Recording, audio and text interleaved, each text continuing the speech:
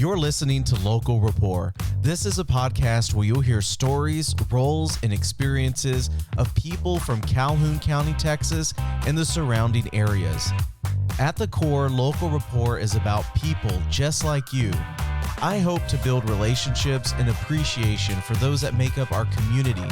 I also believe that what they have to share has universal appeal, because our county may be small, but everyone's story is unique, and I'm confident that you'll be encouraged or invested in what it is they have to share. I'm your host, Sam Flores, and I'm excited to introduce to you this week's guest.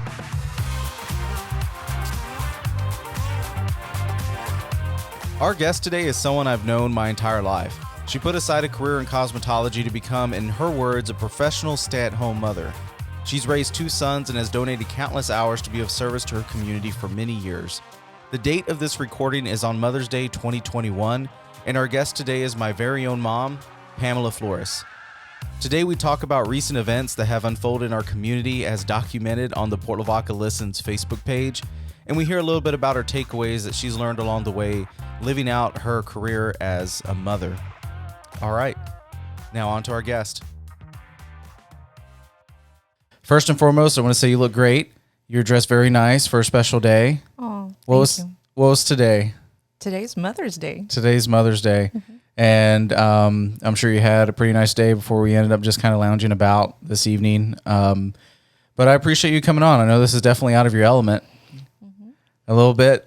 I know. Try not to just maybe look like I'm holding you hostage, though. That would probably be great. You're not. People are like, dude, you're holding your mom hostage? No, I appreciate you coming on. I think it's a fun weekend to have an excuse to hang out and chat with your mom. And then you love having long, extended conversations with me, and I hardly ever really give that to you because of just life and how quickly paced it can be at times. And then a lot of times it's like, when are we going to sit down and just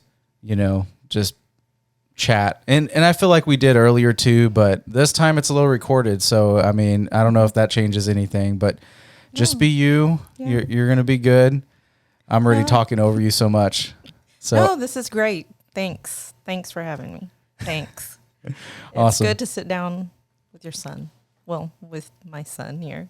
Yeah. I'm going to tell everybody that's how cool I am. I'm so cool that almost 20 episodes in with this podcast, I was finally able to land having my mom as a guest. Oh. So that's what I'll share with people. Hey, thanks for being on. To open up, there was something I've been wanting to do for a while and kind of wanted to make it its own segment. So for me, this idea that I had is that I can look at the page called Lavaca Listens and kind of look over the past week and just kind of say, okay, here are some lowlights and here are some highlights. And I've always been wrestling when to start that segment of this podcast, because for those who are listening that are not from this town, I think one of the funniest glimpses you can get into a community is looking at a Facebook page of the community Victoria used to have, or they still do, where it's like the good, the bad, and the ugly. And sometimes you hear some people getting the best compliments in the world, or these businesses getting like the coolest compliments. And then there's times where people are just like putting people on blast and like saying, hey, this restaurant needs to step it up and things like that. So Lavaca, for those who don't know, Lavaca has its own version of that called the Lavaca Listens. And to me, the most funniest thing about this is that there's not just a Lavaca Listens page. Someone always had to outdo it. So we have Lavaca Listens. Mm-hmm. There's another page called Lavaca Listens Better. And then there's another page called Lavaca Listens Best. Wow. And then there's another page called The Real Lavaca Listens. I don't know. Mm-hmm. So did you know that any of these pages existed? No, I just knew of maybe one. Okay. Were you aware of the Lavaca Listens? I want to say, a while back, I think either maybe you had mentioned or I had heard somebody else mention about Lavaca Listens. Okay. Mm-hmm. But I didn't know about all those. I just knew of. Right. When you start typing it in, some of the other ones pop up, and that's how I found out. But all right, a recent story or two developed this past week. I'm going to start with the low light, and then I'm going to get your just kind of take on it, because you're new to Facebook. So here's another thing. Others may relate to the fact that they maybe came onto the social media seen a little bit later in life, and that's fine. Like this isn't like a judgment of character or anything like that, but this is just saying that you're starting to get a feel of what things look like on an online circle. So I kind of wanted to introduce to you a little bit of that on a scale that others who are probably seeing this information with you for the first time can probably have an honest reaction to some of these things. So one of the first things I want to share, I'm going to open this page here. And for those that may be listening, I'm going to do my best to describe what we're seeing on the screen. But for those who would like to check out what we have on YouTube, you can see a visual what we're pulling up here on a TV that's in the center of my mom and I. That's kind of funny to say that as a guest. So here's this page called Lavaca Listens. We have about 15,000 members on this page. So much happens on here. Yeah, so much happens on here. And recently, here was the low light of the week. Unfortunately, someone got a little... we had a member in the community that had some fun and at the expense of the softball field. And unfortunately, they trenched the softball field. So it was homecoming weekend. There was a lot of cool things happening. And this person has been caught. So as of right now, the recent info that I have is that this person has been found. But, softball is a very big take in our community. And then unfortunately, this happened. Yeah. So it was a big bummer. I'm just curious. Is this something that you grew up in the 70s and the 80s, and we're going to talk a little bit more about that later, but like something like this, is this just like a repeat of history? Like, is this something that's common? Like when you see this happen, what comes to your mind? Well, I don't remember anything like that happening, but seeing something like that, it's kind of sad because, it's destroying property. Yeah. And, it's unfortunate because when you destroy property like that, then you can't do what you need to do there and what it's made for. So I don't remember, anything like that. But, maybe it happened, but I don't remember. Right. And so there's, a couple of more pictures, people. So Thomas Salazar, you're familiar with him. I know you know his family, the hardest working people you're going to see out there. Yes. Like the hustle that these people have transcends the normal average human being. And himself, and we had another one of our deacons named Joe Aguilar. They were on the softball committee, so they had their hands full. But what I was surprised by, Thomas told me, he said within 24 hours and some change, like they got that field back and ready for action. So that was really cool.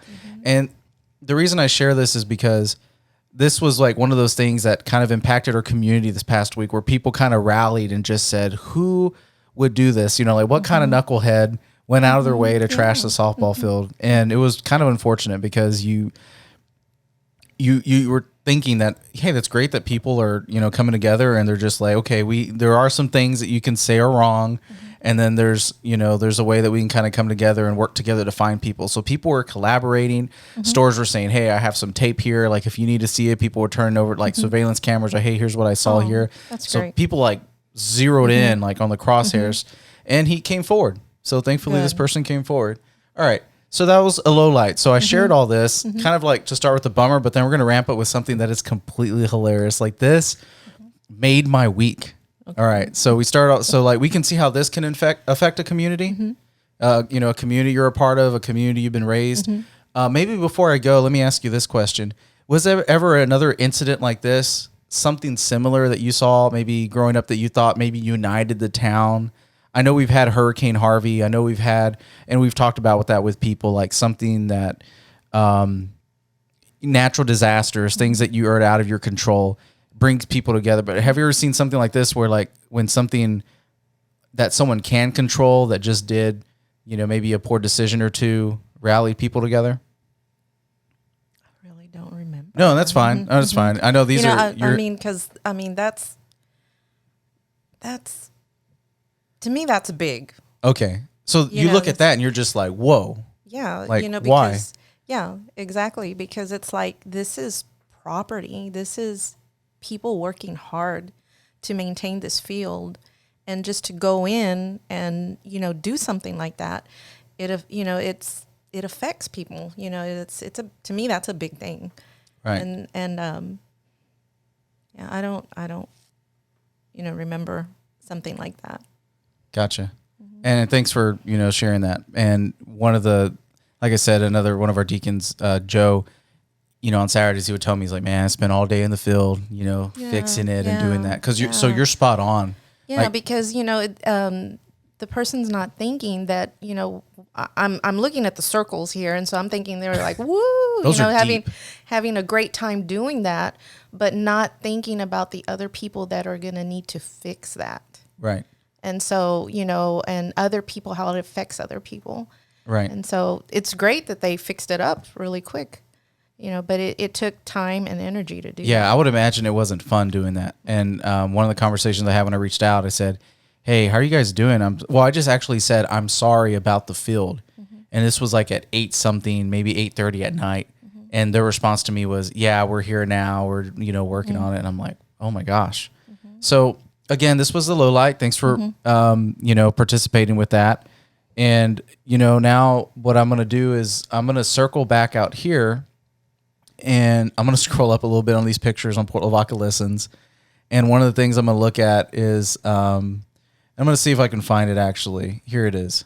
So, thankfully this is not a picture where you can see the children's face or anything like that, but somebody made this post and it sparked one of the biggest unifying movements I've ever seen in Port Lavaca.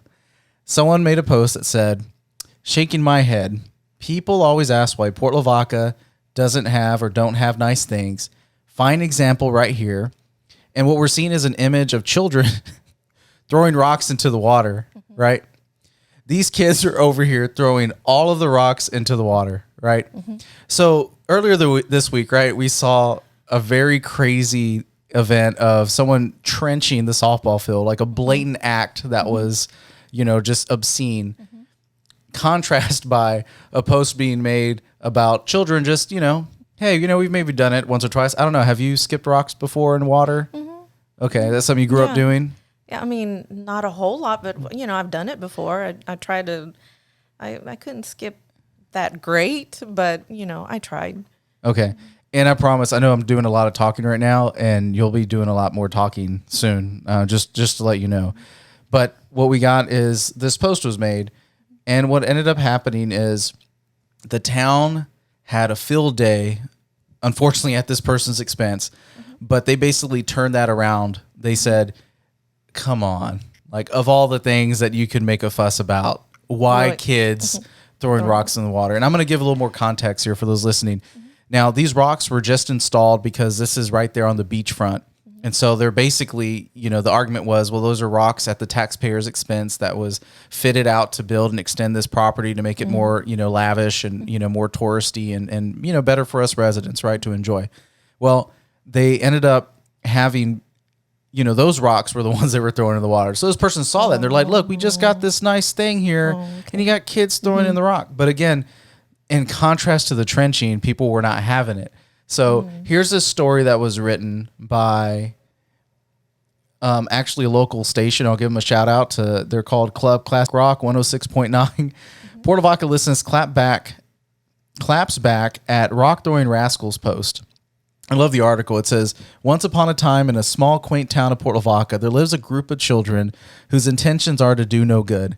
They come out before dusk, overflows the entire town, and spread their terror throughout dirt roads, countryside, lanes protect.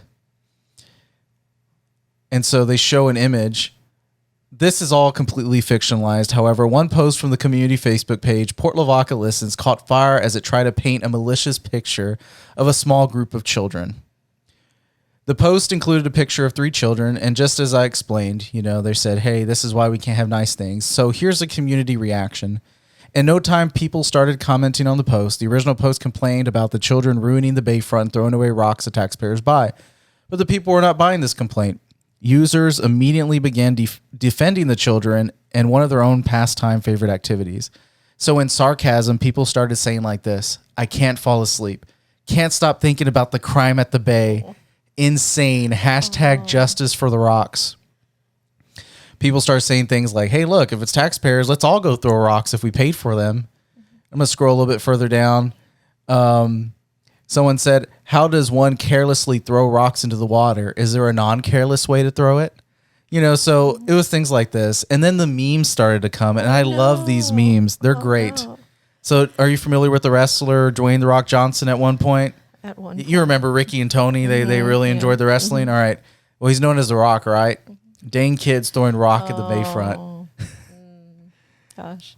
And then here's all these rock bands in the water. Oh my goodness. And so people were saying, man, it got out of hand. Now we're losing bait and tackle out here. And then someone made this one. Welcome to Port Lavaca. Beaches, sails, and punk kids throwing rocks. Oh my goodness. Oh my goodness.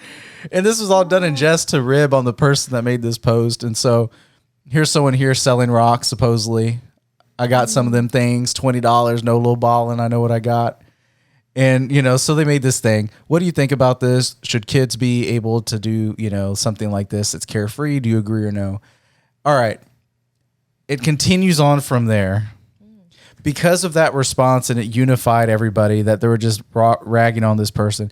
This is actually someone that I would love to have on here too. Like, I think this is funny. Like, what's their side of all this? Like how do they respond to the whole community just retroactively getting on their case? Well, in inspiration of this, all right, people have decided to create its own event, the Port Lavaca Rock Festival, in honor of Facebook community unity on finally saying, all right, in a year like 2020 where people were divided, where we couldn't decide whether or not masks should be on a face or off, or if you're going to vote for Trump or Biden, or now whether you're going to get a vaccine or not vaccine.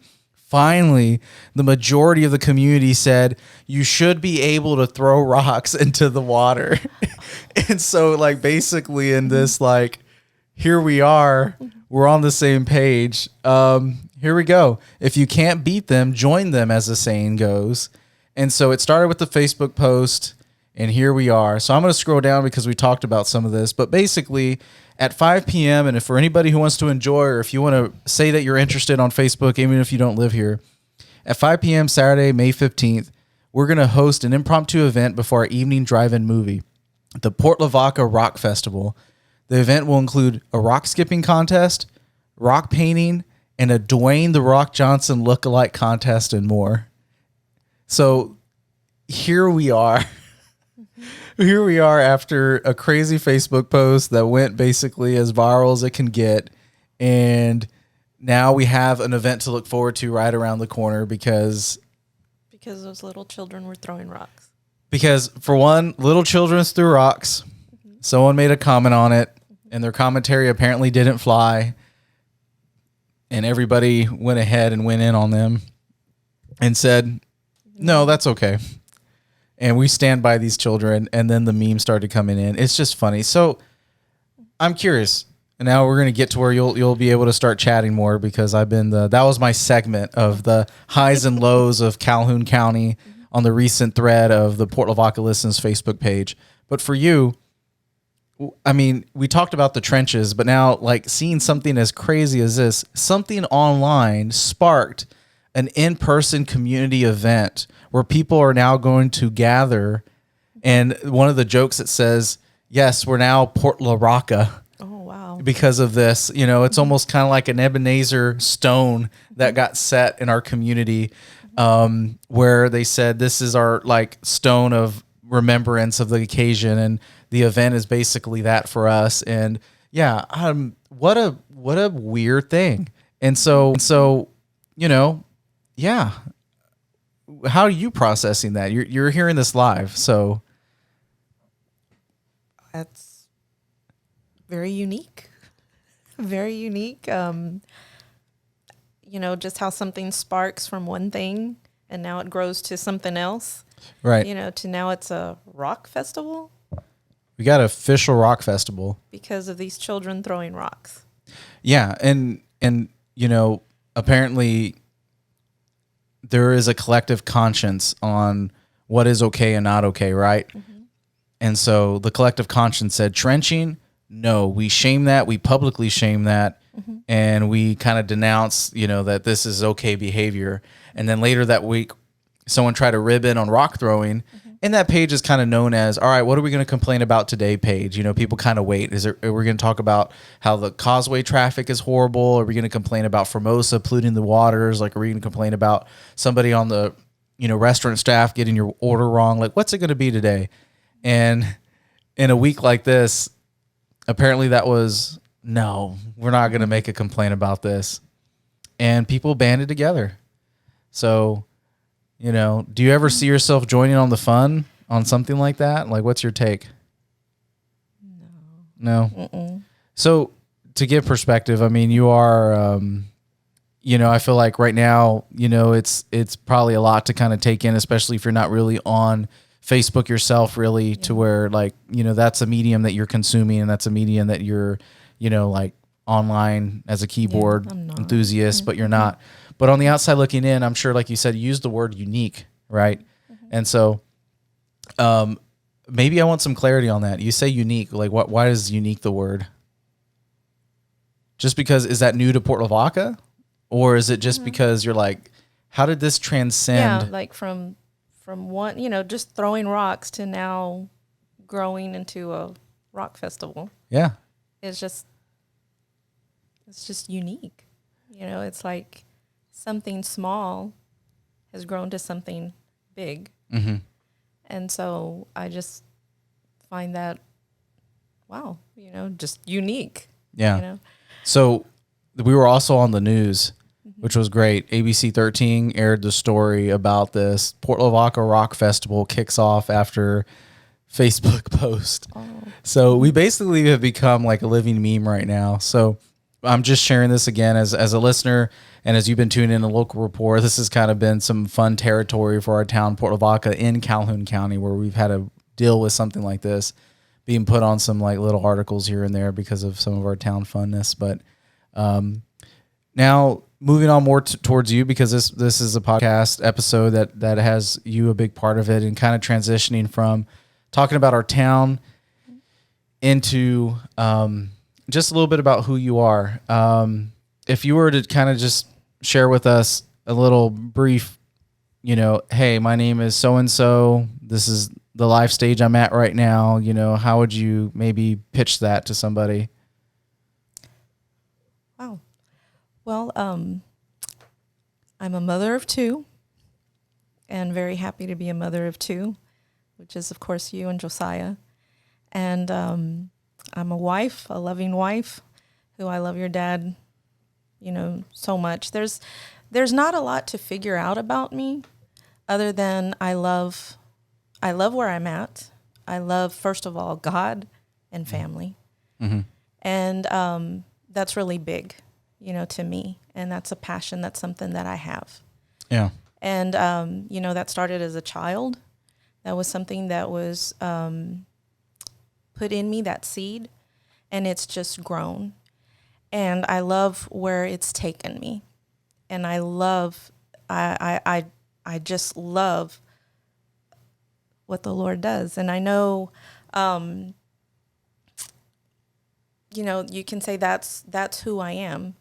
Yeah, and that's and I think just like everybody, we all have layers to our story. So there's reasons why you feel like, hey, you know, thankfully I'm at this point in my life where I am comfortable with who I've become and grown and matured to be, and thankfully I've been able to get to this point in my life and say that instead of saying, well, I'm still trying to figure it out a little bit. I don't really know where I'm at, you know, and that kind of thing. Because some of those things can, you know, I'm not saying you're old, dare I not say that. You know, I'm just saying with life experiences that comes as the birthdays increase, I'll just put it that way. Not everybody gets to say that at this point in your life. You're almost an empty nester. You're able to get me out of the, thankfully, you're able to get me out of the nest, and you got one almost out. And so that's an interesting season. So thanks for sharing that. And I just want to share with those who are listening, you grew up here. And so I really do. I feel like you would have a really great, accurate description on what it was like growing up here in the times that were, you know, you were born in 1966. So I'm going to throw it out there. Do you not want me to say it out loud? Okay. Well, I already made the first sin here of the saying your birth year, but hey, I celebrate that, you know? Okay, well, thank you. Yeah. Thank you. I'm very big on, like, if you have been blessed with another year, you are a blessed individual. You are. And but again, for you grew up there, so you're probably more 70s. You started to get culture a little bit and start to see what were things like in your community in 70s. So what was Calhoun like then compared to like what you see here in Calhoun now? Like, what was the norms it's then? different. You know, it's funny that you asked that because I can remember when I was young, kids were playing outside. Okay. You know, that was something big that stood out, you know, that has stood out to me. You know, we've lived in Bloomington, and then, you know, having to move, you know, we moved back here in Port Lavaca, and, you know, to go around the neighborhoods and to see, you know, the community again. One thing I grew up with, kids were playing outside. Kids were, you know, on their bikes. People knew each other. In our neighborhood, everybody knew each other. I knew the person across the street, on the side. Family was down further. Everybody knew names. Oh, this Right. is this family, and this is this family, and this is this family. And there was, like, to me, it was community. You know, you Right. knew your neighbor. Did you ever have like a, hey, if this happens, contact this neighbor plan, and like you knew your neighbors that well that you were able to, you know, have that kind of relationship with them? Or did it, I know that was kind of a random question I threw out there, but you know, was it ever like that? Like, hey, if, you know, you're home, well, you probably weren't home alone too much, No. you know, okay. I know some people that grew up latchkey kids, you know, there's different things and reasons for that. But like, I know that wasn't the case for you, but I was just curious if you were like on that level, like, hey, if mom and dad can't be here, you know, to contact neighbor so-and-so down the street, and, you know. Yeah, no, that Okay. wasn't, I didn't grow But you knew them. we, you know, okay. mom was home, you know, she was home. You know, after school, come home, you could smell that the meal that she was cooking, getting things ready. That's a nice memory. Yeah, it is. And, you know, it's neat because, you know, coming back over here, I've always wanted to look back at our house, you know, our old house that I lived in. And I had the opportunity the other day to do that. And it brought back a lot of memories. And one of those memories, as I, you know, was allowed to go into our old house because they were fixing it up. You're pretty brave for asking a family that, I guess, you know, wasn't expecting you to probably pop in. Yeah, to you have know, a they're visit. fixing up a But they were house. friendly enough to do that. Yes, That's and great. they understood. They knew me. Okay, you know, they did so know you. yeah, they did know me, and they were surprised that this is the house that I grew up. You know that. Oh, they so didn't they were know. happy to give you a tour. Yeah. So it wasn't anything weird. It was just, it was. Because I'm tempted to do that with our house in Bloomington, and I know they don't know me, and so I'm like, but I'm really tempted to do that. Yeah, Sorry to interrupt you, but you had. Yeah, you, I you had a took tour? moment. I had a moment to where it was really neat because I could see, you know, I could envision where my mom would be cooking, and she would be, you know, getting things ready for dad because dad was going to be coming home. And I just had it was like a really neat aha moment because she would always make sure she would fix herself up. She would make sure that the meal was hot, that it had to make, you know, be a certain way. And I remember I couldn't wait till dad came home because as soon as he would drive up, I would go run out to him and I would run and I'd go hug him and he'd pick me up and he would carry me back home. Yeah. And so that's what I remember, you know, as far as being a child, but the community, going back to what I remember as other children and people in our neighborhood, children were out. Right. They were in the parks. They were playing.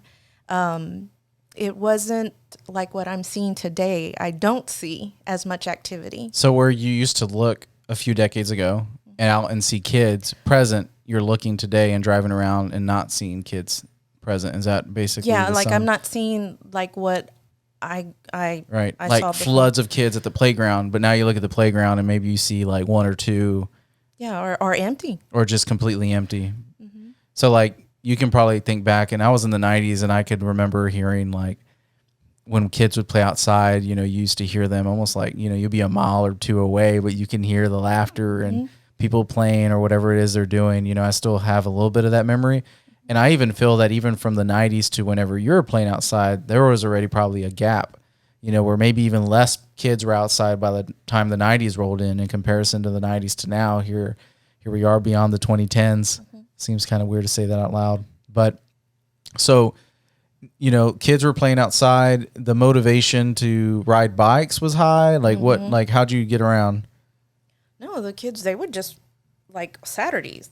Okay. Saturdays was, Oh, and that's another thing. Oh my Yeah. goodness. Yeah, what's that? Saturdays were the only time we would watch cartoons. We didn't watch cartoons 24/7.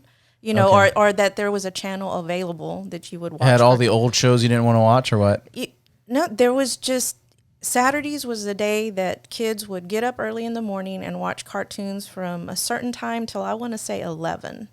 And that was it. And then maybe when you came home after school, I remember watching Popeye, you know, a few cartoons, but it's not like how it is today where you can turn there's Disney, there's what is it, Nickelodeon, you know, where you can see cartoons probably 24/7. It wasn't like that. In a way, it was almost kind of like scheduled when you can be a kid. Yes. You know, I mean, you're obviously a kid all the time, but there was like, hey, look, there's responsibilities, there's chores, or maybe there's playtime that's physical that you go out with your friends and do. If you're going to, you know, be the kid that chooses to watch cartoons that you're into, that's a Saturday thing. Gotcha. Almost sounds like a Sabbath for kids. But along with that, you know, going back with the bike ride, that was the day that kids would, you know, watch cartoons or be outside. But I remember seeing people, you know, with their bikes. I did. Right.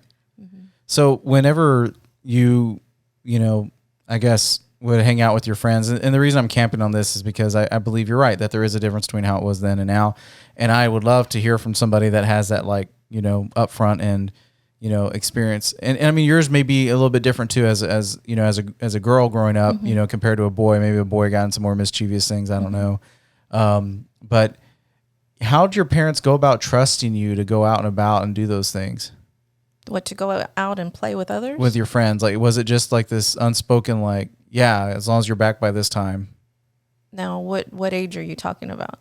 Any age. I mean, you know, from what age to what age were you playing outside and, you know, given that freedom? Mom was always looking out for me. And that's why I'm curious, because I know she was the protective type. Yeah, and I had to ask permission, you know, if I wanted to go somewhere or just go across the street. Right. And, you know, everything was with permission. And I didn't even know that, I didn't find out till later that I had a cousin that lived not too far from us. And Mom would schedule like play date, you know, like She was the one orchestrating it. Mm-hmm. Gotcha. And so, so I would ask, you know, it was a given. You ask permission. You don't just go and do something. You ask permission. And I was wondering if it was some of that, you know, and maybe my dad's story would be a little bit different, where there was some of that you just bounce and go, you know. Were there places at your life stage where you were playing outside, or like what were the places to go play at if you were a kid? And that may sound a little bit different from whenever you're in your teens, but when you were a young child playing about, was there like the places to go check out here in Calhoun? Was there anything like that? It was the city park. The city So park. the city park was it. When you were a child, it was a city park. Okay. You go and you play out there. And that's the one on Tilly? Because there's another one, right? Adams? Yeah, I didn't get to go to the Adams, but the city park. And that was there any other entertainment, things like that? Or when I was smaller? Okay. Well, when I was small, there was that, or there was the pier. That was a big thing, and loved the pier because you could walk, and it was so long before all the storms got a hold of them. Hurricanes knocked it over, yeah. And so that was a go-to place. That's a long pier. You're talking the one that went all the way to Point Comfort? Yeah, but when I got on it, it didn't go all the way to Point Comfort because I forgot what hurricane got rid of that. Oh, okay. Part. I see what you're saying. It was up to a certain point by the time you got it. Okay.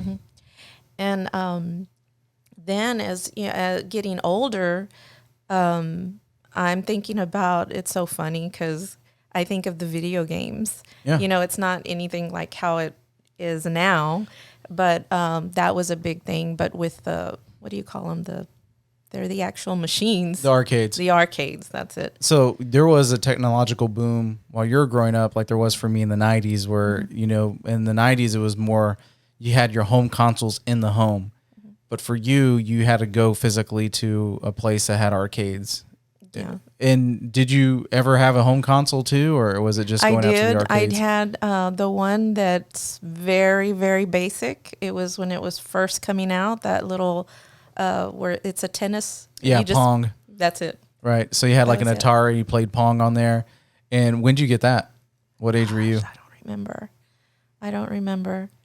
But I remember, getting it and playing with it for a while.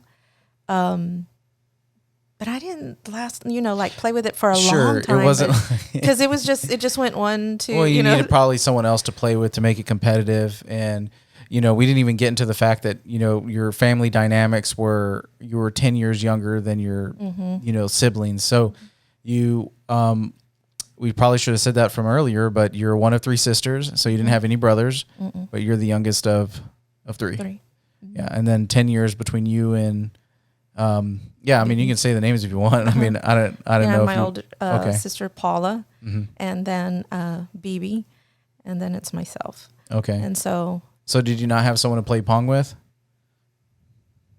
If it was just, I just want to say I'm trying to think back, family, friends. So you had to wait until. Well, and I'm curious because video games really became more known for their single player. Okay, here's what you can do on your own. Again, whenever I got a hold of a controller, which was pretty dangerous whenever I was a kid. So, okay, so there was a technological shift there where people were going to arcades, and that was like a hangout for teens. Okay, where were the arcades at? Oh, I want to say there was one where there's Dairy Queen, and I want to say that little area, that little plaza where. I want to say, is it a nail place? I'm not sure. I want to just say that little section. Nails in by there. Sarah or something like that. There's an Anchored in Love. There's, a Tool Auto Zone. So you're talking about that plaza next to where the Subway's at? No, the Dairy Queen. You're talking about on Austin Street or Virginia? No, Virginia. Okay. So somewhere along Virginia, maybe across the street from Dairy Queen or on the same corner? No, it was on the same. Where you drive through that little area. Yes, on the right side of the drive-through. Okay, sorry, I took it completely down the street. Okay. So they had arcades, and I guess that was a little boom, probably, right? People were like, "Hey, this is new. Want to go hang out and do that?" So let's say now you're going in your teens, and you grew up here, and now you're probably thinking about life and what's next. You're looking at your town. What was your view of your town? Was this like a, I'll be completely happy if I say, I'm going to live here and lay down roots here. Or were you like yearning to get out? Like, what was your ambitions? I remember being young, and I want to say the first grade or so. And it's like, I never wanted to move away from Port Lavaca. Yeah. I always wanted to be here. It was something, I like Port Lavaca. And so, when I did go, that's when I got married, and we went, to Victoria and lived there. But, and then I never thought we were going to live in booming, in Bloomington. I didn't. In booming Bloomington? Yeah, I thought you were going to say in booming Port Lavaca. Yeah. But it was something that, Port Lavaca was my hometown. Right. And so. Well, and you definitely didn't go too far. No. But, I'm sure, and of course there was I think your parents still lived here while you were living in Bloomington. There was a little bit of that before they went from Port Lavaca to Victoria, and then, arranging what those visits look like. But you did have family here, and I would imagine, you were like kind of plucked out for a little bit, but we were still in Port Lavaca quite a bit, and I know we'll get to that in a little bit. But, okay. Just curious to know what the scene was. You went to high school. I mean, your high school experience in those days. I mean, you have shared because of what you do, that what you see with teens now look completely different than what you saw teens then. And it's not that there weren't bullies, and it's not that there weren't people that were mean or, that kind of thing. Those folks of all shades and colors still existed. But I'm going to give some context. You work with students, you work in ministry, so you became... and I feel like I'm getting ahead of myself, but we're going to probably go back to what you did before you got into ministry. But in the sense of me just taking a pause and talking about your high school experience here in Calhoun, you have noticed a difference between how things look now because of your interactions on a weekly basis with students and youth. And so you're working with them and you're seeing the effects on how things are today are having an effect on them. But from the lens of that to what you experienced growing up, I mean, then how would you frame your experience in high school here at Old Calhoun? Well, I'll go back a little bit. Just looking at the news sometimes of what you're seeing.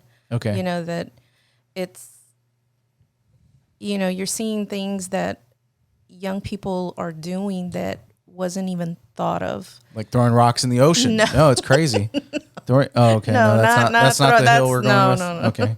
No, just, you know, you know, I guess you could say most recently, you know, just the type of, you know, you wouldn't think of murder, you know, you don't even want to say, you know, I don't even want to say that, but it's like, that's something big that you don't. Yeah. I do know that there was at one time, I want to say junior high, there was a stabbing.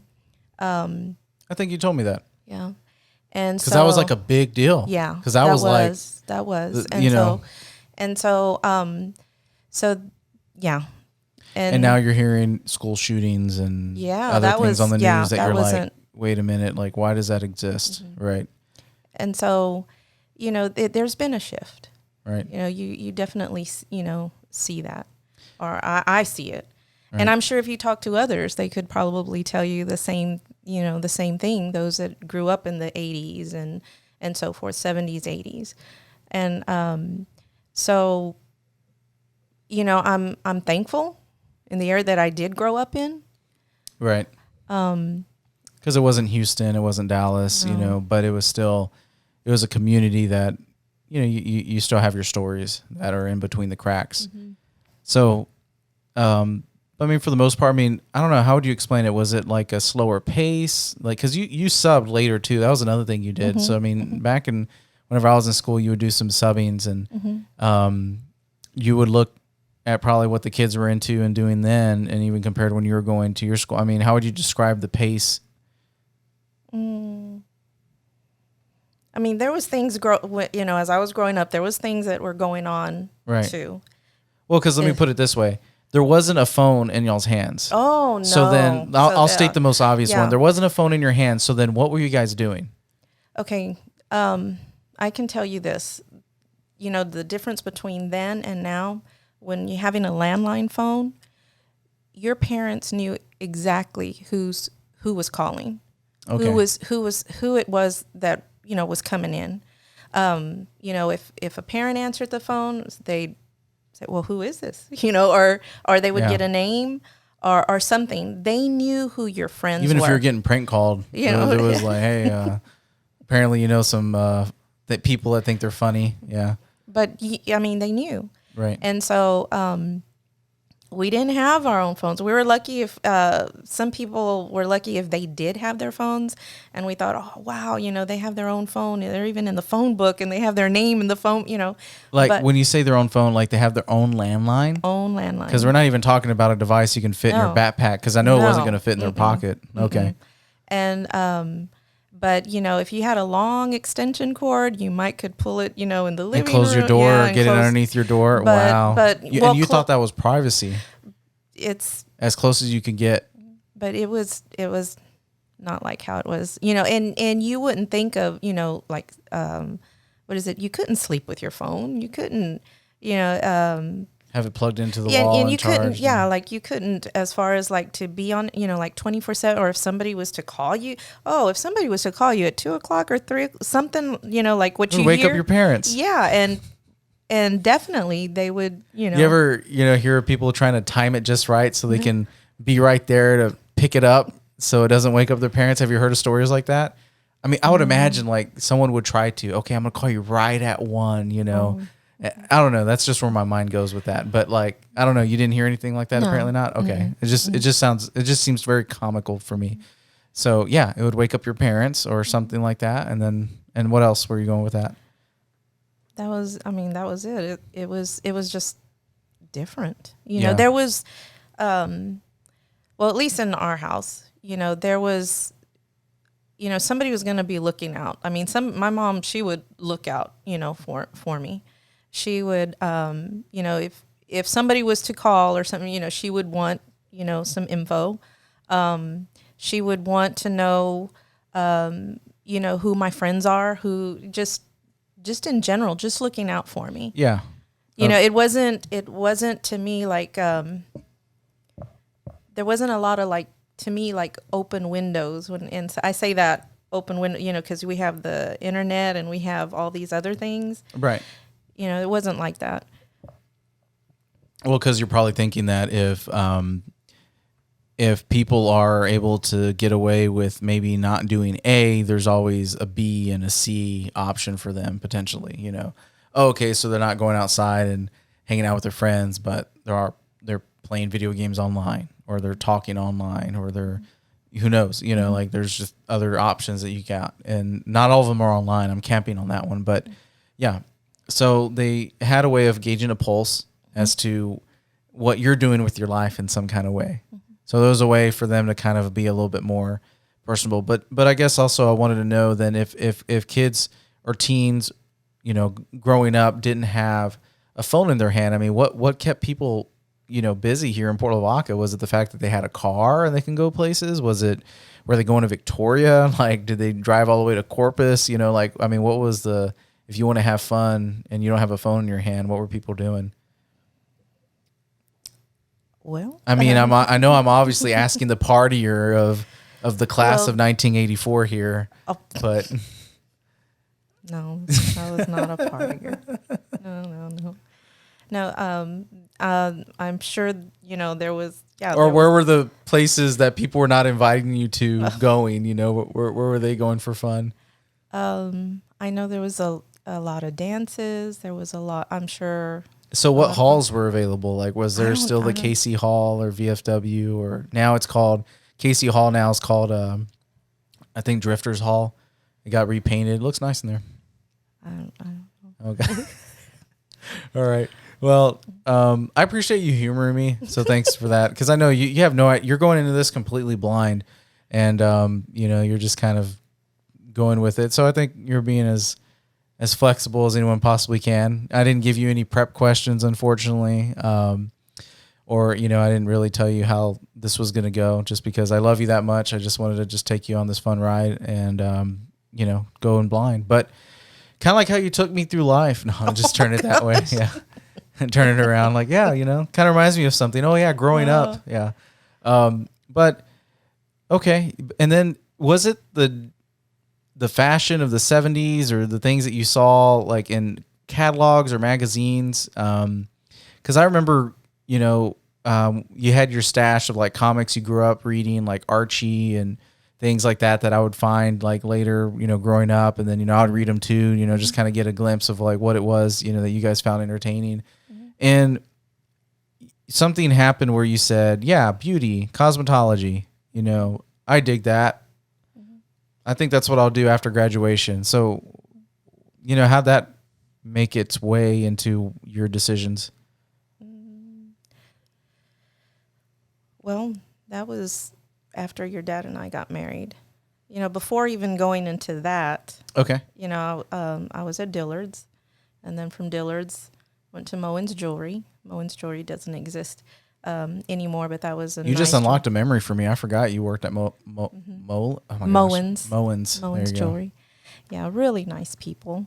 And then after that is when I went to USA Hair Academy. When you say Dillard's, was that here in Port Lavaca? Dillard's was in Victoria. It was in Victoria. Okay, because I'm like, man, I know we have a Bell's or had a Bell's at one point. Okay, so then you went from. Then where'd you go? Sorry. It was Dillard's, Moen's, then it was USA Hair Academy. USA Hair Academy. Yeah. Okay. And that's where I studied as an instructor, and then they hired me on as an instructor.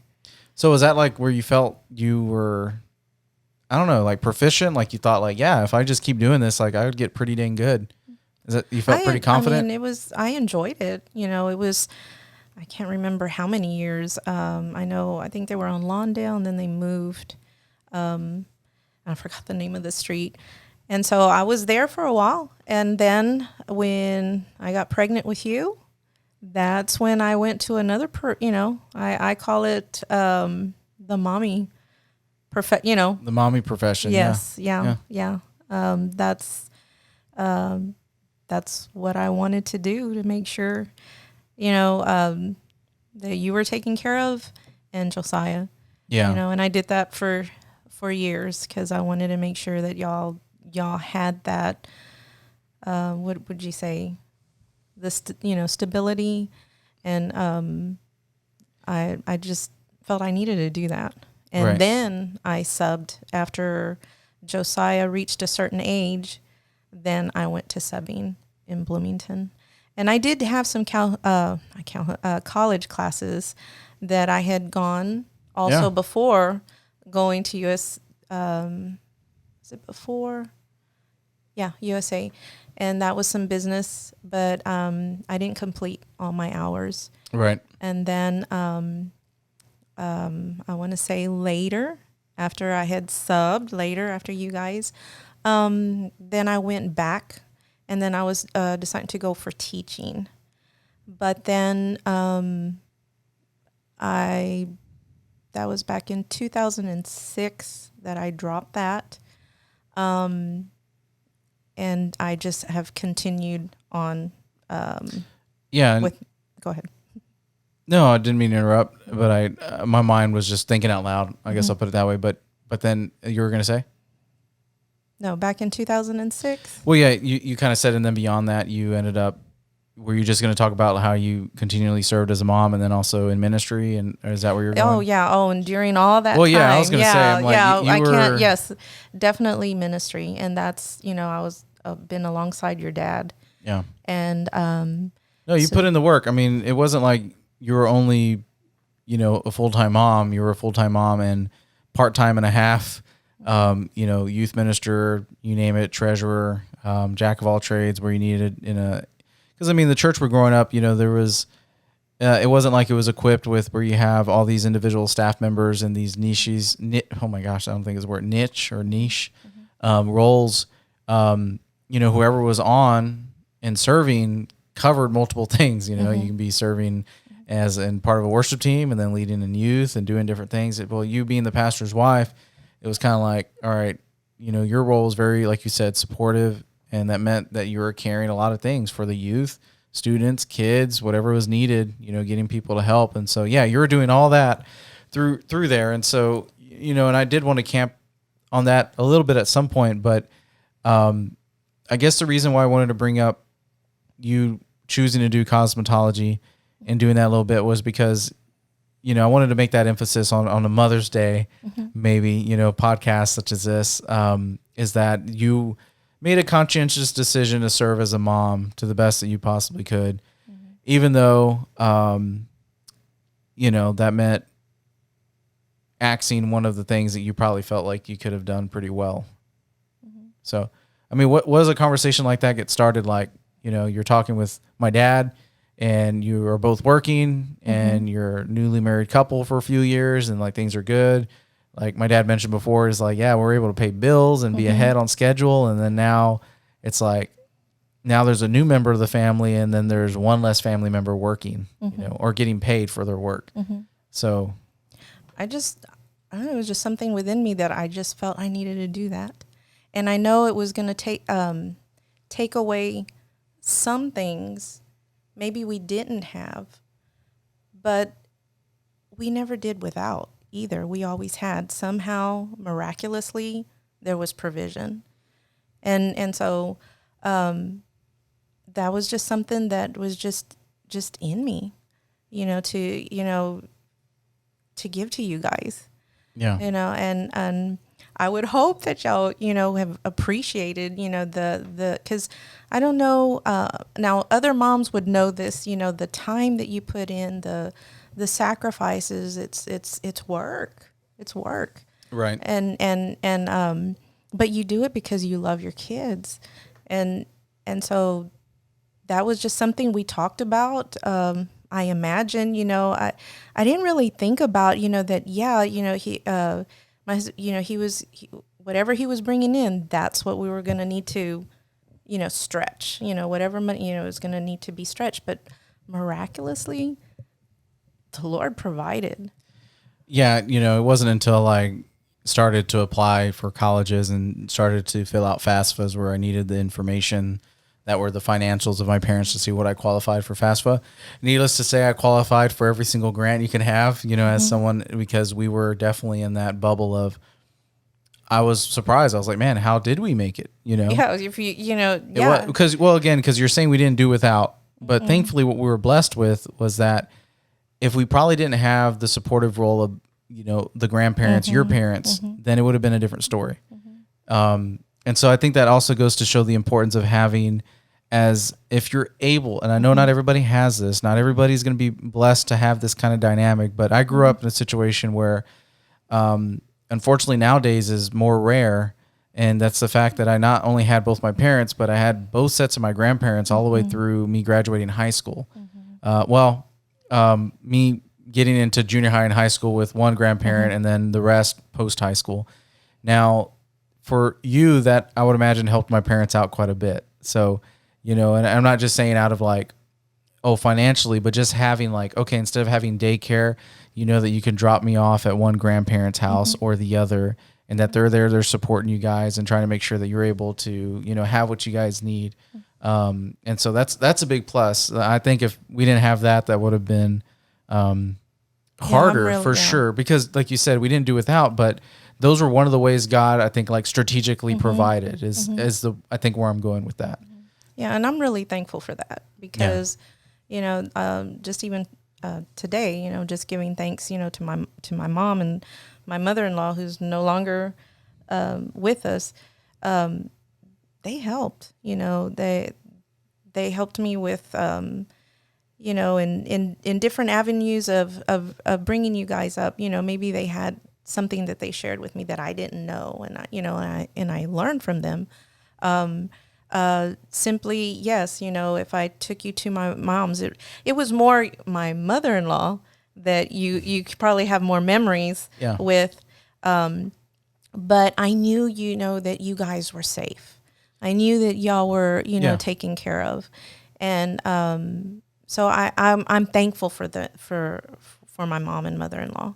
I really am. And I want to do a shout out and honor them because they do need, not that they need, they deserve to be honored, because a lot of where we're at today is because of our past of, the people that came before us. Yes. And I think you and I have always seen it that way, and I think that's also something I've incepted or gleaned from you is that perspective of, look, what we have today, it was built by the people that came before us to lay down a foundation they wouldn't necessarily be able to enjoy themselves, but they further, kind of solidified the future for their, offspring and people to follow. So, no, you're right. So happy Mother's Day to the hardworking grandparents out there that are, pushing their weight with families. And, but I think that's where our story as a family is pretty interesting, and yours as well, because you went from, and I don't mean to tell your story for you, and you can cut me off whenever, please.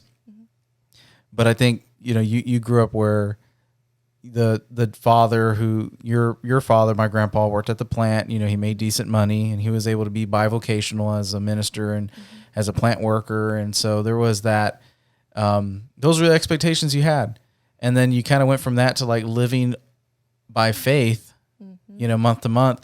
And look, this isn't me taking a shot at the ministerial role. It's just like, it is what it is. If you're ministering at a church and, you're not always sure what things are going to look like from month to month, because, when you're working, you're serving the church. And so you're going to put the church's needs first. You're going to, make sacrifices need be.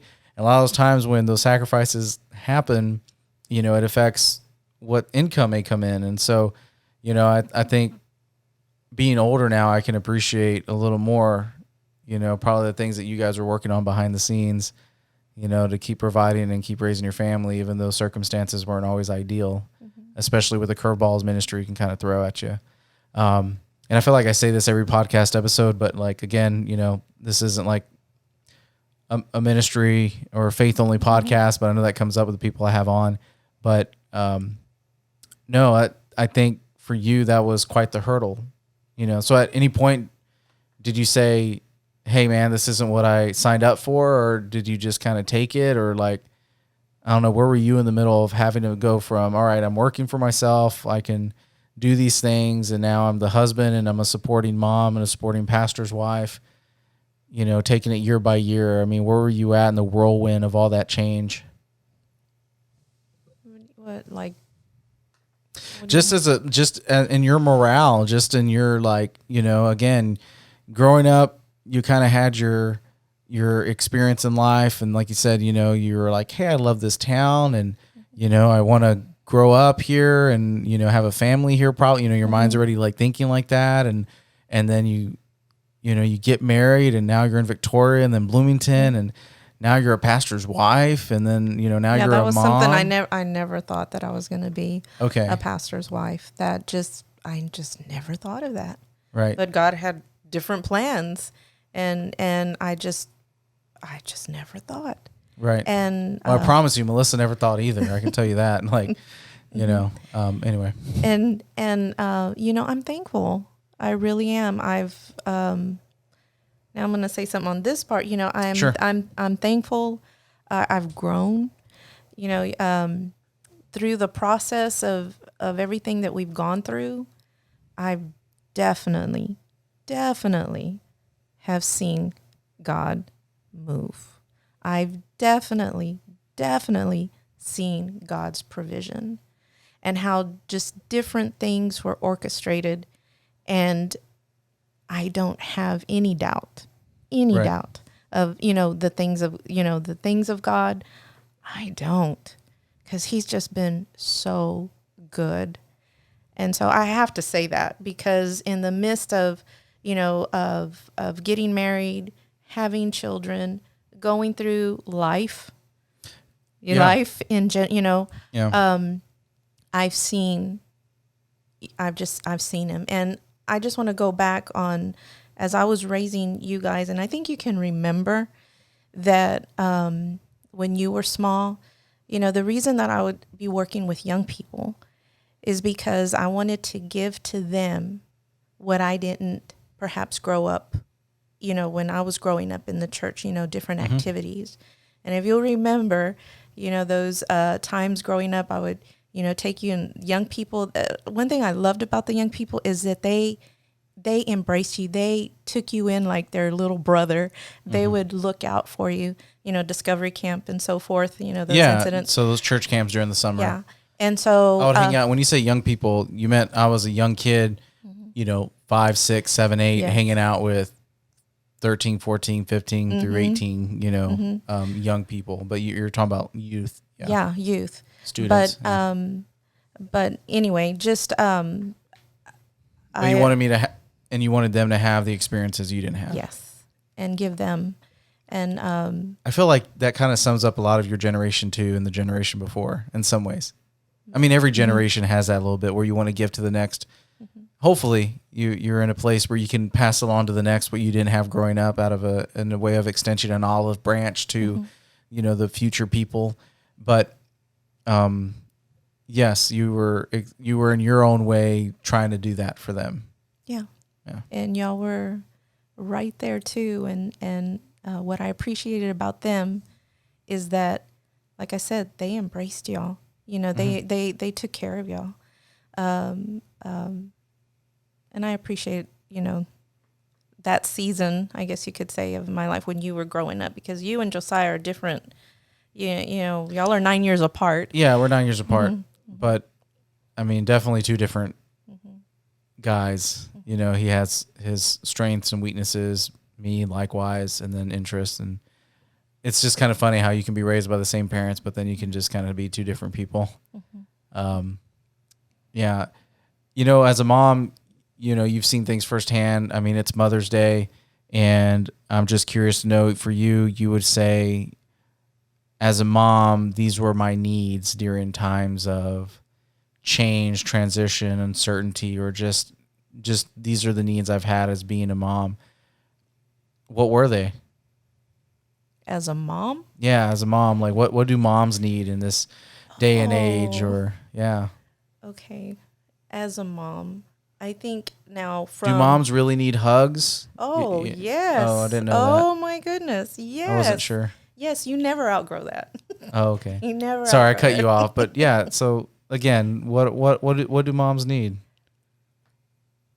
Moms need, and you're saying from because you're talking Hey, mom. you wanted to from your use the word children. professional mom, so you've been a professional mom for 29 years.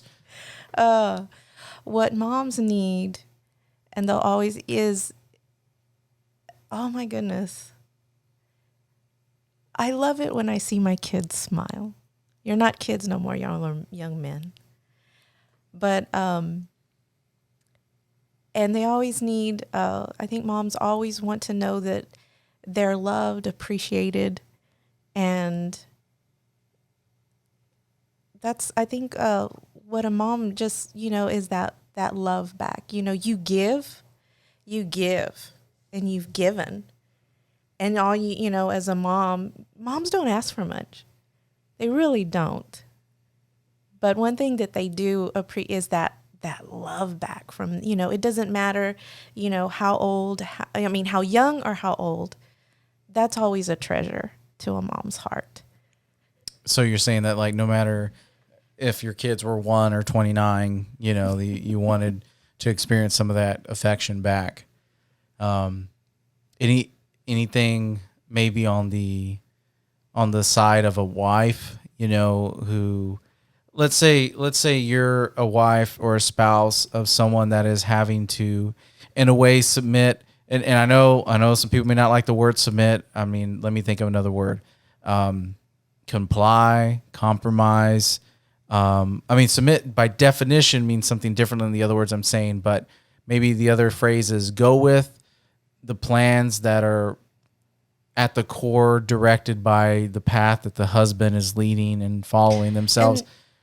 And I'm going to say with that, I'm okay with the word submit. No, I know you are. Yes. Because I don't look at it as something like oppression or something that, Yeah. I think as the man, knowing their role, because, God put an order, it's the husband, the wife, and the children, of course. And there's an order and there's a reason why. I can look at your dad and he can, he'll protect me. He'll help me. He's there, just like I'm supporting him. He's supporting me. It's a mutual. And so as far as submit, I know to me, it's, how do I say this? It's easier. Now with your dad and I situation, I know that he's, he'll be there. He'll pray for me. He's going to help me. If there's some things that I'm going through that I need to talk with him, I can talk to him. Right. And we have a relationship with him. Mm-hmm. Yes, I mean, again, he's not a master that keeps you in a room and then says, all right, here's what we're doing. And, you don't have a say. Mm-hmm. It's tempting to probably feel that way at times whenever you want to voice a concern or opinion. And maybe you feel like, you're still going on a path that isn't, what you had in mind. And I think the direction I was going with that question would be maybe a universal takeaway that you can kind of share with others who are maybe in a similar position as you. Like maybe it's not that their husband's a minister, but maybe their husband had to take a job in another state. And so the whole family's packing up and having to go with them, things that's like not easy. That's not easy. So like, what do women or wives, spouses, girlfriends, whatever it may be, like for you, what do you think people like them need? Like, what did you need during times like that where you were having to just say, okay, I'm trusting that you're leading us on a path that is going to change my life dramatically. So maybe in your mind, you thought it would sure be nice if, A, B, or C happened. What was that for you? Well, what you're saying is that for what advice or what, to share with somebody that. Yeah, or just you, like what did you see yourself needing? And maybe some of those things that you share are things that people who are in a similar situation, but just a different variant could empathize with. I know when you love somebody, you're committed. Okay. That's where commitment comes. That's what I think. Right. So, and then you work things out together, you know, maybe, you don't quite understand some things, but there's that commitment. Okay. And so, that's one aspect. And then if you're in ministry, because I think of myself, there's some things that I've not been able to understand, Mm-hmm. but I know that as I'm committed to my husband, and if he's his commitment is with God, then I know that as I submit, there's that there's a peace. I don't know. There's a peace. There's a how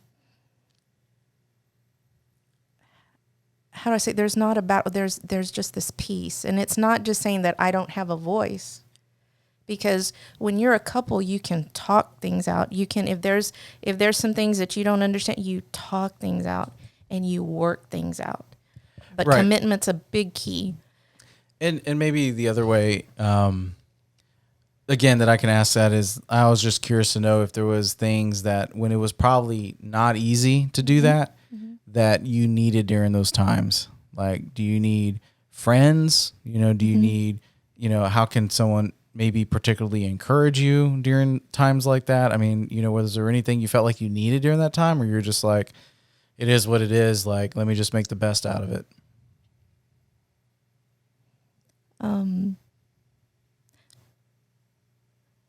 I can think, back on different things that I've had to face. And I say this is reality. Is I'd get on my knees. If there was some things that I didn't, again, I go back, like, either didn't understand or wasn't sure, or there wasn't a peace, I'd get on my knees. And of course, what you mean is you're I'd praying. pray. So you needed to feel some kind of confirmation or peace, or communication, confirmation from God. Mm-hmm. Gotcha. Mm-hmm. All right, now, just to touch a little bit more on some fun topics about being a mom. Mm-hmm. So you and I have had interesting relationship. I don't think anybody will ever really get to accurately probably put in a book unless you and I write it ourselves, that kind of thing. Mm-hmm. But I think we're an example of a classic, when one parent is and one child is almost like sandpaper to a degree, like, now that I'm older, I mean, I understand, that you love me, I get it, but growing up, man, we just had just different philosophies. I mean, what teenager doesn't? Mm-hmm. But we're just in this interesting part in life where I think we both realize, like, hey, look, life's short. Mm-hmm. To the best you can, amend your relationships. Try not to let those scars completely define you if you're still able to have somewhat of a restoration, with a relationship between, one party or the other. And I feel like, we've been walking that out for quite a number of years now and figuring that out and seeing what that's like. It's not always like everything is a pleasant exchange at every minute of every conversation we've had since making that decision to just, obviously still be in each other's lives and that kind of thing. But, your upbringing that was raised by a mom who didn't have her mom. Yeah. So, you had a parent who was really just learning what being a parent was, again, on the fly. Which parent doesn't do that? But then again, when you're not even, raised by a parent, and then you're raised by a sister, and then you do your best as a parent, I felt like there was some things that were very hardwired, ingrained in you that out of necessity, my grandma, your mother, needed to do to raise you. Some things I would say on the outside looking in, again, me personally, right? Again, talks about, again, this is again why we don't jive in some areas. But I felt like there could have been some more grace, some gray in the black and white things about raising, kids. And so and this is where I'm going with this. It's not just to unpack, and this isn't me finger pointing or vice versa, whatever, because I will own, I wasn't, there got to be a point where I had my own opinions about things and how I wanted to go about things. And I was being raised by parents that were very like black and white. No, this is what's right. This is what's wrong. Y'all had a very difficult time, I think, sharing the nuance of learning life as you go. Like, it was kind of like, we're going to believe this and we're going to stick to the script. And anytime there's any variance from the script, we're just going to double down, this is right, this is wrong, this is unacceptable, And I think for me, that was, again, that wiring of some of the things that were given to you at a young age and then kind of passed along to me out of just, we, by default, we're closer to our parents as far as how we handle things than we like to think or admit as kids, unless you consciously try very hard to carve your own path, and that kind of thing. So I say all that just to say is, as a mom who's basically given a second chance to have a relationship with her kid, all that to say that much. I'm not trying to act like, I don't know, like the situation we had was going to be ever at some point completely unrepairable, but it did have hard times. And, maybe for another time, I mean, we've kind of been talking for quite a bit, maybe at another time we would be able to unpack some of those things. But what's it like being a mom to process something as hard as maybe your parenting needs some redirection, or maybe there's something to learn from your child, or maybe this child is just really difficult at, learning the things that we want them to see. I mean, all that is kind of happening all at once. So like, what was that experience like for you? And like, what would you tell a mom who's probably trying to go through something like that and repair a relationship with their child?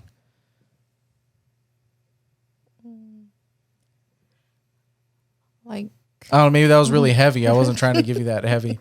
And again, if some things are like you want to delete or nix, like we can, like this is the beauty of this. It can be edited. I'm just trying to understand the question. Okay. Just if you could say it. Yeah. So basically, like, whenever I was growing up, especially in my teenage years, like, man, we butted heads a lot. Mm-hmm. So you're a parent, you're dealing with a teen that, that is obviously just not your biggest fan, and feels misunderstood.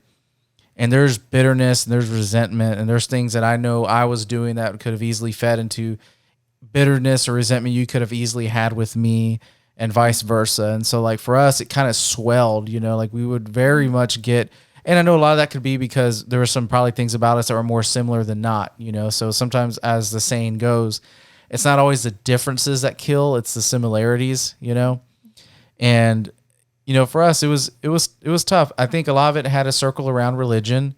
I think kind of growing up, I kind of felt like, my path was already set, and, I was still also trying to figure out myself, and I had my own, crises of health and being, some of them kind of almost felt a little bit more existential than I wish, but it led me to having conflict with you guys. So primarily, mostly you than my dad. And so it's Mother's Day, and I was just kind of wondering if you had anything to kind of just share about that experience. Was it like from your side of things?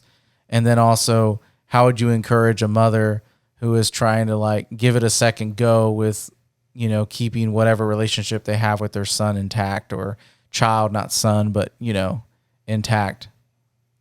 Okay.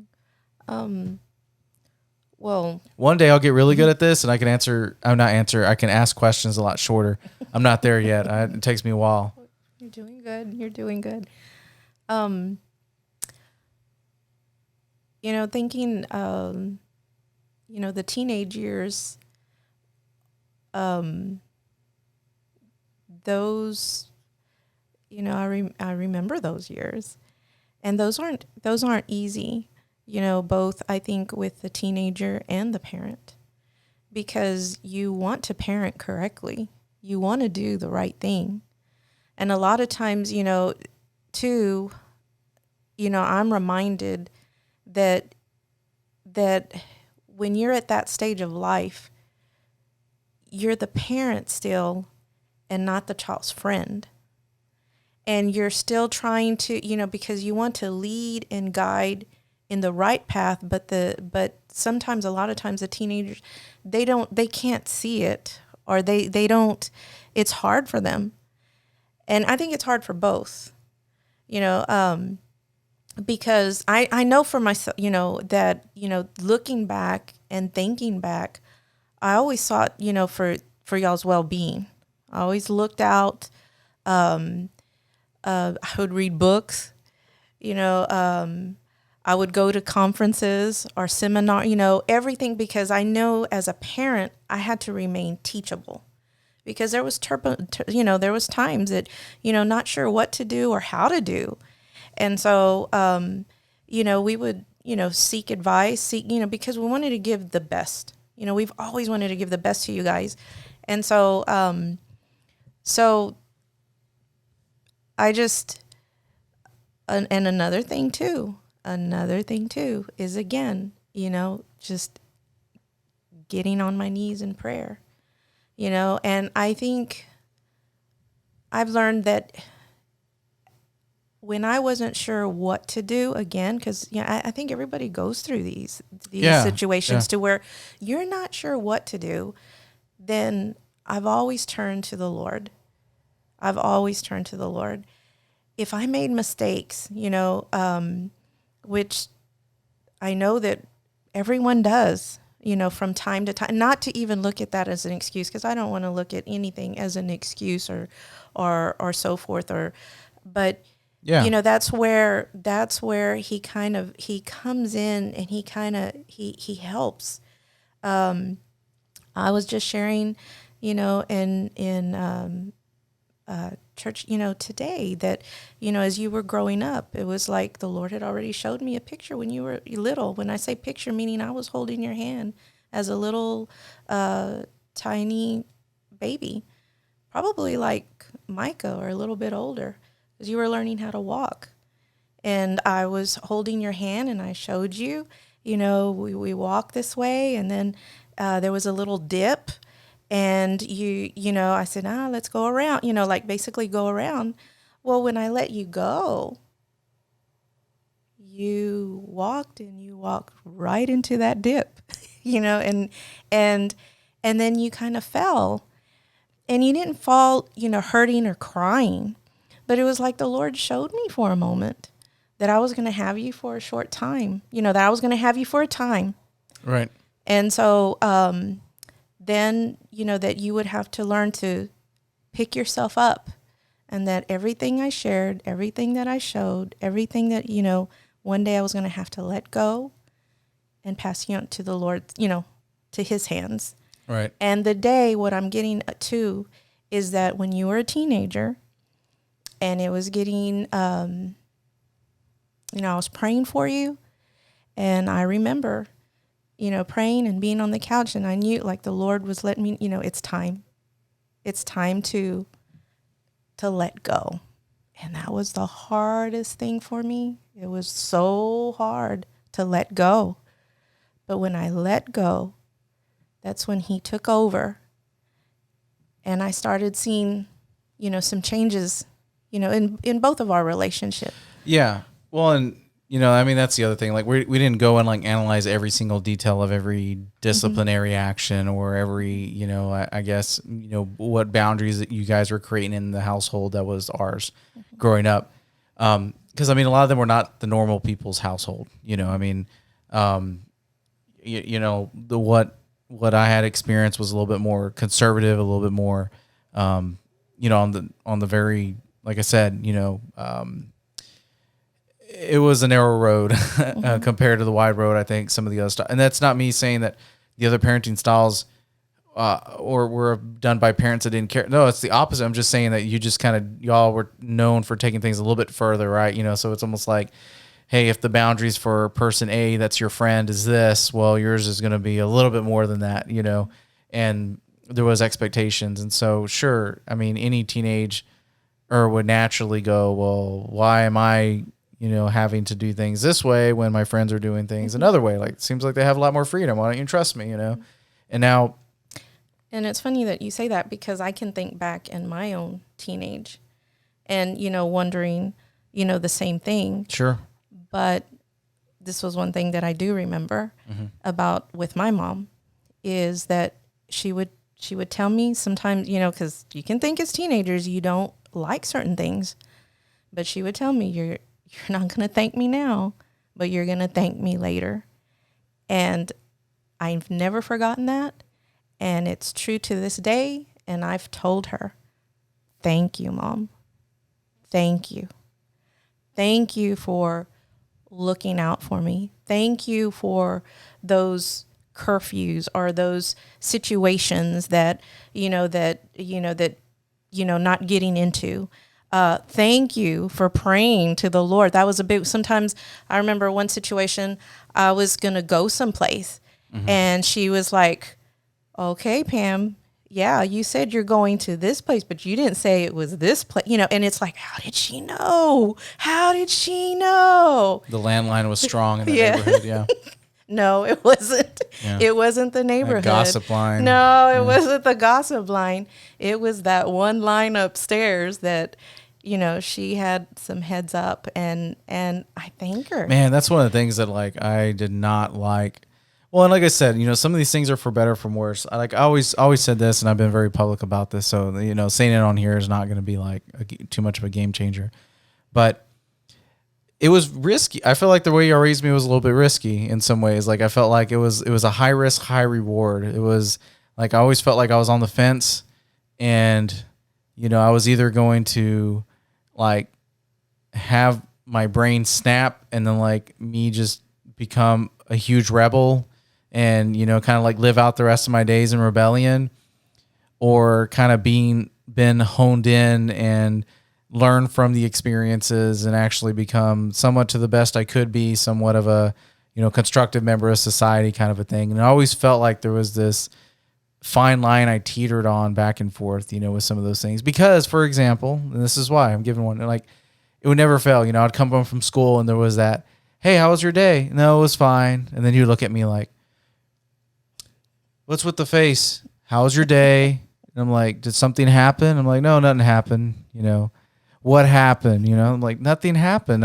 It was just a day. Like I'm just here. I want to play video games, And it was like, no, I need you to tell me what happened. Tell me something's going on, And it was enough that like, I'm like, dude, like you're going to make me schizophrenic. Like I'm going to start questioning what's reality or not. Cause like in my reality, nothing happened, but you were like, you would be so in tune because again, it's like those experiences, like there's almost like a bias, like you've seen it where it worked, right? You would have that, hey, there were some times I pressed in and I found some things. And so, hey, you know what? I have a good nose. It's a good sniffer. And, you would double down on that. And so, and that's what I mean. I'm giving that one soft example of like there being that, that could mess with you a little bit. And I know it sounds funny. I know some listening to that are going like, dude, get over that. That's no big deal. But after so many times, I think again, looking back, I'm like, okay, yes, it was done out of love. There was, like I said, with parenting, I mean, every parenting style probably feels like high risk, high reward. With whatever I plan on doing with Micah, I mean, good Lord, who knows, that how many times I'm going to be on my knees praying, just being like, man, was that the right?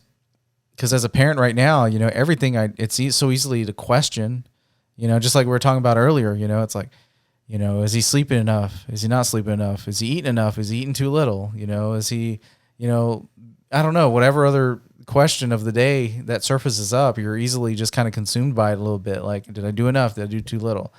Am I getting this wrong? Is this going to pay off? So, yeah.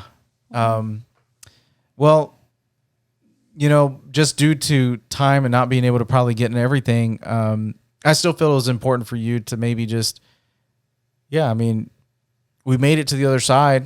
We're still in each other's lives. Yes. And I think we can be hopeful that maybe others can, feel like they're able to maybe bring some restoration and, somewhat of, Yeah. There's, you want to have a relationship with your children, and the children have a relationship with their parents, no matter what age. And, I have to say this, that, you growing up, you're great, great young man, great child, great young man. Just so you would know, and I'm sure you would hear from teachers that they compliment and say so many awesome things about you. We thank you, for everything that you did share and you contributed. And I think also I'll never forget that, you wanted to make a difference from 6th grade, before you went to 7th grade. And you wanted to paint that bench over there at Placido Elementary. You remember that? Yeah. And, they gave you the principal's award because you wanted to make a difference. Yeah, there was a bench, just for some context, there was a bench that had like all sorts of swear words and just, risque art, and just different things that were not great for an elementary bench to be exposed like. And I just wanted to paint it. I was like, what do I have to lose? This bench could use a new paint job. And yeah, that led to some other things that I wasn't necessarily vying for, but that happened. Yeah. And just a lot of great things that you did, and so I want to make sure and share that you're a blessing. You and Josiah, we've learned from you guys, and we're continually learning from you guys. And well, in y'all's way, right? Like every parent, we talk about that. You do what you can to leave for the next generation something that they can continually build on. And it goes right back to you. I'll brag about my dad when it's Father's Day. I'll save that for then. I'm kidding. But for you, I do want to say, thanks for, being supportive. I know you guys are supportive in this area where I'm at, even coming on and spending some time doing this. I know for you, it's kind of fun because it's an excuse where we get to hang out and chat, but I know that this is outside your box, and to me, you're doing awesome, so I appreciate you humoring me this much with that. But, you never know. You may pop on here again. I always leave that door open for people who come on. And there's, so many things I wish we could have talked about. But, I'm trying to be respectful of, on the timing. But I will ask you this. If there's, just something you want people to maybe just take away, if you can leave somebody with some words of wisdom before we go, what would it be from the mom of the day? The mom of the day.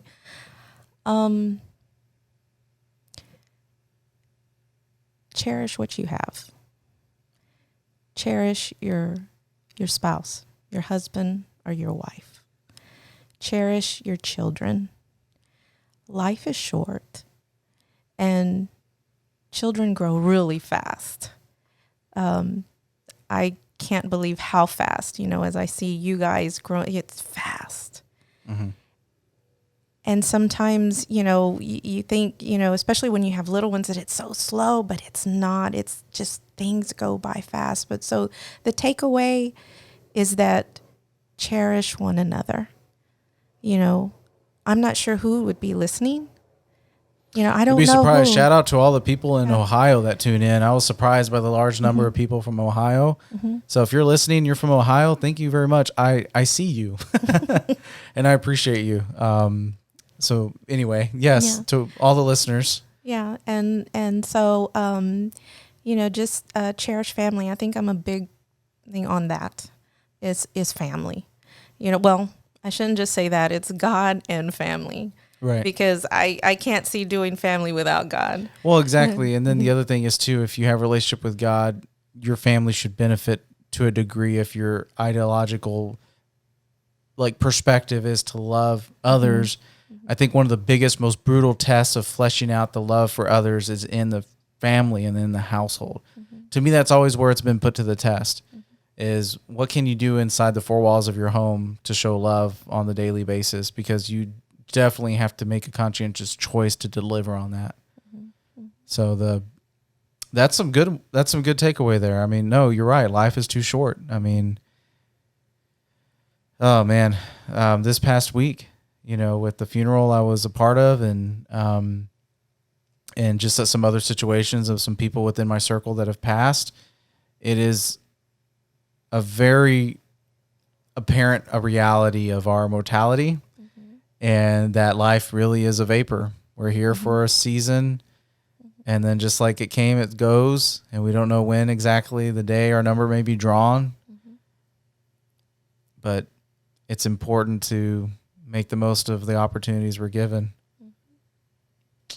So, I mean, we'll end with that strong note.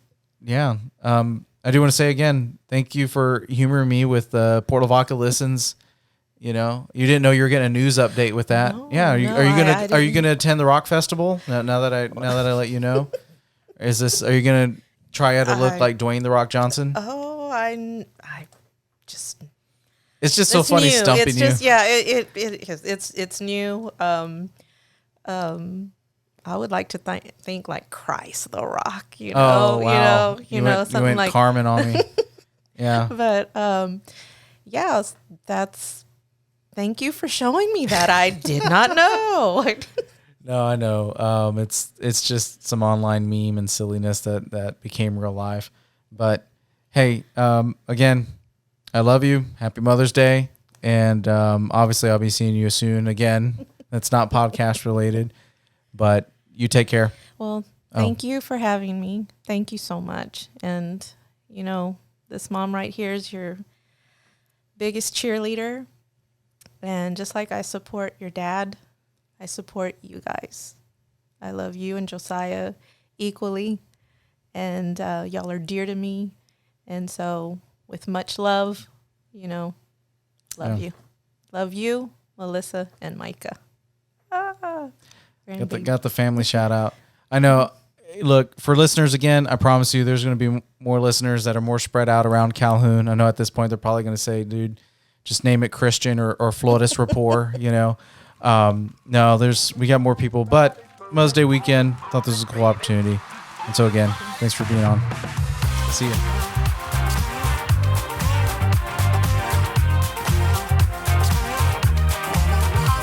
Hey, you made it to the end. You're awesome for that. If you've enjoyed this episode, please feel free to share. This show is also available on YouTube, Google, Apple, and Spotify. And if you've been a fan of this podcast, I would greatly appreciate your thoughts and review on Apple Podcasts. Thank you so much for your support. I hope life finds you well, and you have a great, awesome rest of the week. Take care.